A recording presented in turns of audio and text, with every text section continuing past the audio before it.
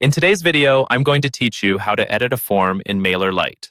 We'll walk through the full process together, from opening your form to updating the content and finally saving your changes.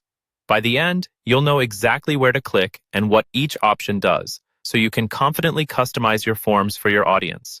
First, let's open the form you want to edit. Once you're logged into your Mailerlite account, look for the section labeled Forms. Inside that area, you'll see different types of forms you can create. Choose Embedded Forms if your form is placed directly on a page of your website, or choose Pop-ups if it appears as a window over your page. After you've found the correct section, locate the form you want to change. You can either click on Overview next to that form, or simply click on the form's title. Both options will take you to the same place. From there, look for the Edit button and click it. This opens the form editor, where you can start making your changes. Now that the editor is open, let's adjust the content of your form. To change any text, simply click on the text area you want to edit. When you click Text, it becomes active, and you can type directly into it to update headlines, descriptions, or button labels. Take a moment to make sure your copy is clear and matches your brand voice. Next, let's work with the fields on your form.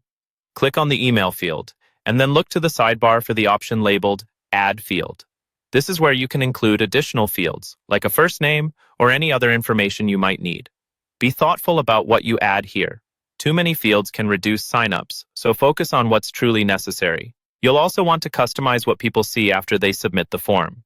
At the top center of the editor, click on Success Message. This opens the thank you text that appears once someone has successfully filled out your form.